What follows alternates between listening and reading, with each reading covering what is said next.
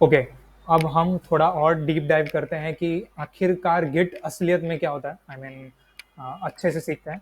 मैंने पिछले वीडियो में सिर्फ ओवरव्यू दिया था। तो आप सिंपली एक न्यू टैब ओपन कीजिए, गिट लैब सर्च कीजिए। अगर आपको नहीं दिख रहा है तो मैं इसलिए थोड़ा बड़ा कर देता हूँ। ओके, तो आपको सर्च क्या करना है, आपको सर्च करना है गिट लैब। आपको गिट लैब सर्च करना है।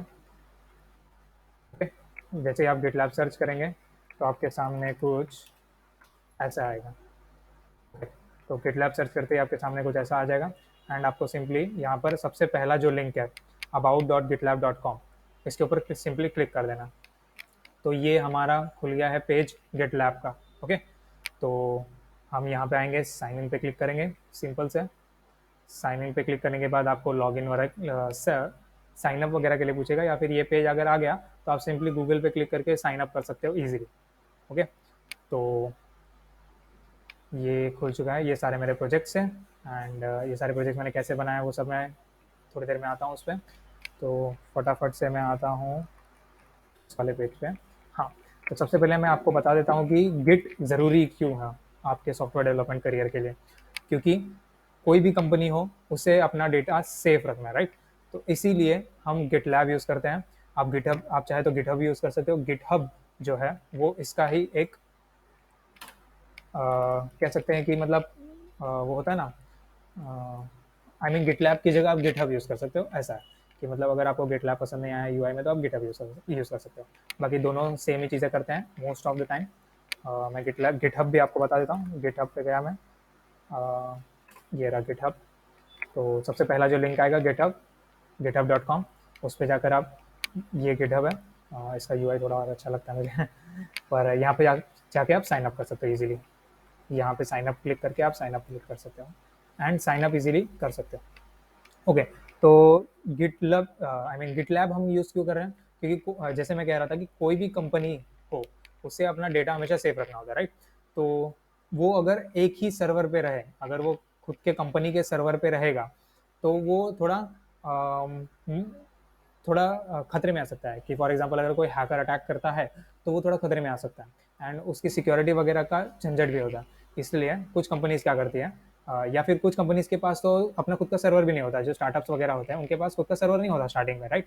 इसीलिए वो जो स्टार्टअप्स है वो क्या करते हैं, गिटलैब जैसा एक free and open source and trustable जो सॉफ्टवेयर है उस पर अपने सारे कोड्स रख देते हैं।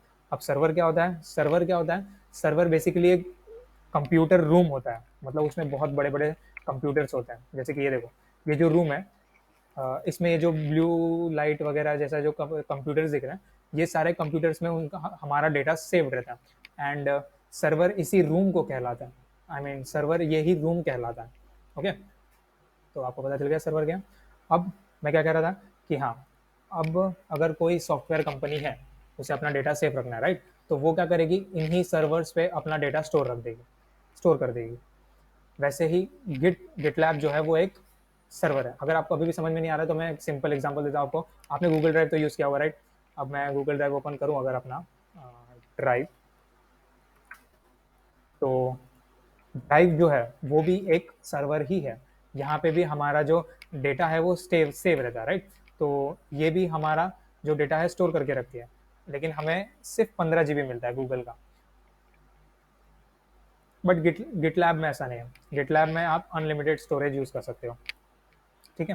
क्योंकि वो सारी छोटी छोटी फाइल से होती है, इसलिए वो इतना स्टोरेज वैसे भी हमें लगता नहीं। ओके, तो अब हमने जान लिया कि गिटलैब क्या होता है। बट हम गिटलैब क्यों यूज़ करते हैं, राइट। तो गिटलैब हम इसलिए यूज़ करते हैं क्योंकि सबसे पहले पे तो मैंने बता दिया आपको कि गिटलैब स्टोरेज प्रोवाइड करता है, सर्वर प्रोवाइड करता है, ठीक है। वो तो गिटहब भी करता है। बट गिटलैब क्या करता है, गिटलैब हमें वर्जन कंट्रोल सिस्टम देता है। अब वर्जन कंट्रोल सिस्टम क्या होता है, जैसे मैंने आपको थोड़ा ओवरव्यू दिया था कि वर्जन कंट्रोल से क्या होता है कि एक कंपनी में कोई एक डेवलपर तो होगा नहीं, बराबर। तो समझो अगर 3 डेवलपर्स एक साथ काम कर रहे हैं, एक मिनट में आपको एक छोटा सा फोटो दिखा देता हूँ, इजी रहेगा आपको।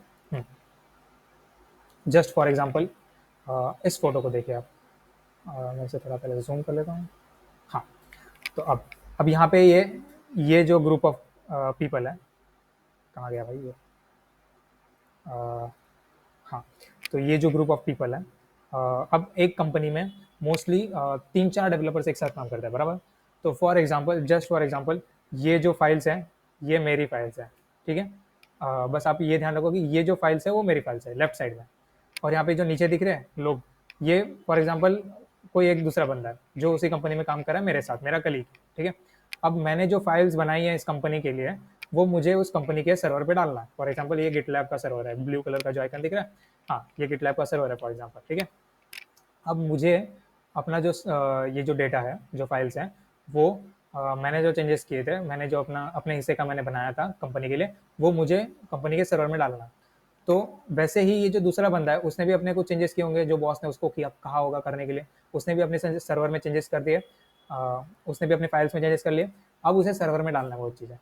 तो ऐसे ही गिटलैब हमें क्या प्रोवाइड करता है कि हम ऐसे ही एक ही सर्वर पे रहते हुए हम बहुत सारे डेव्स, बहुत सारे डेवलपर्स एक साथ एक ही प्रोजेक्ट पे काम कर सकते हैं। फॉर एग्जांपल मैंने अपना प्रोजेक्ट दिखाए थे, बराबर। एक और बार खोल लेता हूँ मैं। तो मैंने जो अपने प्रोजेक्ट दिखाए थे, ये सारे प्रोजेक्ट्स मैंने बनाए, बराबर। अब इन प्रोजेक्ट्स में मैंने फिलहाल तो अकेले काम किया, बट कोई कंपनी चाहे तो इन प्रोजेक्ट्स में मैं अगर चाहूँ तो इन प्रोजेक्ट्स में मैं अपने किसी दोस्त को बुला सकता हूँ कि हाँ भाई मुझे ये चेंजेस करके दे दे। तो ऐसे भी कर सकते हैं हम लोग।